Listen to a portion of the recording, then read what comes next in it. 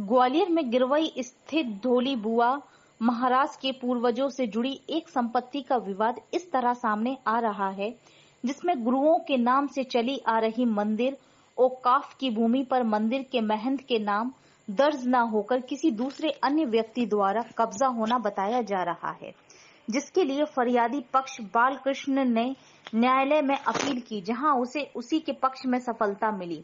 हालांकि इस बीच मठ की जमीन पर विक्रय होने की दशा में इसी मामले को लेकर फरियादी ने अपर आयुक्त राजस्व में भी प्रकरण दर्ज कराया, जिसके बाद जांच होने पर अपर आयुक्त के आदेश के तहत मठ की जमीन पर विक्रय कार्य प्रतिबंधित कराने का आदेश तो प्राप्त हुआ, लेकिन लगातार आदेश की अवहेलना होती बताई जा रही है।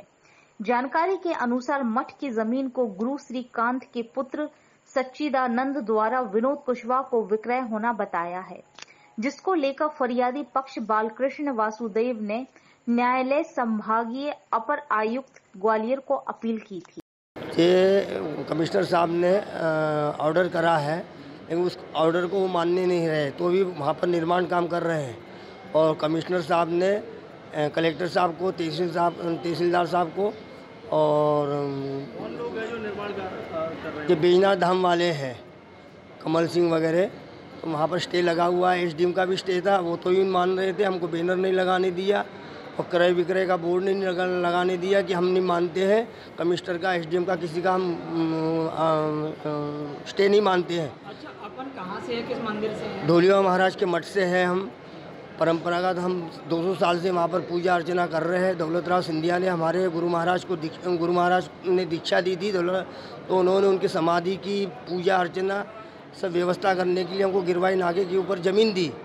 तो हमारी 7 पीढ़ी से उस ज़मीन से हम किसानी करते आ रहे हैं और उसके फूल है, फल है, ये सब उत्पन्न करते आ रहे थे। तो वासुदेव नाथ महाराज तक उस ज़मीन को हमने सुरक्षित संभाला है। लेकिन उसके बाद हमारे चाचा जी जो बैठे गद्दी के ऊपर, श्रीकांत नाथ महाराज, उन्होंने उसमें गोपाल सिंह को उसका वो कर दिया,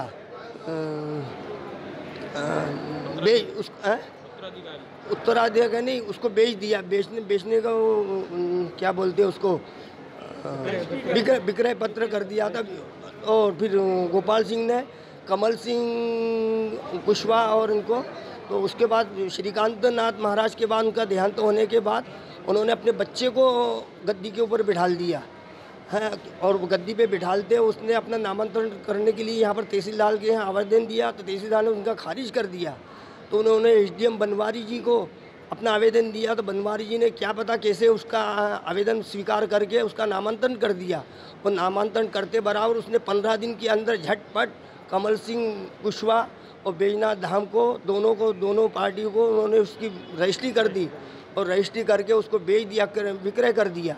जब हमको मालूम पड़ा तो हम तहसीलदार के पास आए कि इनको नामांतरण नहीं होना चाहिए। हमने आपत्ति लगाई हमारे बालकृष्ण वासुदेव नाथ ने, तो आपत्ति लगाते बराबर उनका नामांतरण उन्होंने खारिज कर दिया। तो एसडीएम के पास गए, हमारे यहाँ अभी कमिश्नर साहब के पास चल रहा था, तो कमिश्नर के यहाँ पर भी उन्होंने खारिज कर दिया है।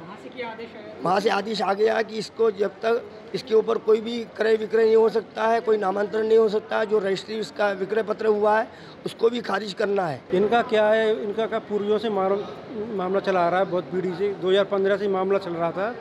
तो ये क्या है, इनकी पूर्वजों से ज़मीन मिली हुई थी इनके पास, लेकिन के गुरुओं के नाम पर नामांतरण होते चले आ रहे थे, आज तक ये ज़मीन बिची नहीं थी।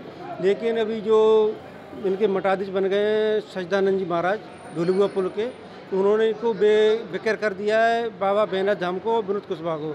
विक्रय पत्र के आधार पर उन्होंने अपने नामांतरण के लिए आए थे तहसील में, तो वहाँ पे हमने उसकी आपत्ति की, तो वहाँ उनका खारिज हो गया। तो उसके खिलाफ वो फिर एसडीएम कार्यालय लश्कर आए, वहाँ भी उनका खारिज हो गया। लेकिन उसमें क्या हुआ था, कुछ सर्वे नंबर को हमारे पक्ष में आदेश हुआ था, कुछ उनके पक्ष में हुआ था। उसके खिलाफ हम अपर आयुक्त ग्वालियर संभाग गए थे, तो वहाँ पे हमको पूरी जीत मिली है और वहाँ से सख्त निर्देश मिले हैं कि वहाँ से जो भी है खसरों में क्रय विक्रय किया जाए और एक तहसील के लिए कॉपी भेजी जाए, एक कलेक्टर महोदय के लिए भेजी जाए, एक माफी ऑफिसर के लिए भेजी जाए। इसके लिए हम कलेक्टर साहब से मिलने आए हैं और हम एसपी साहब से भी मिलेंगे, क्योंकि जब आदेश हो गया तो उस पर अमल भी होना चाहिए।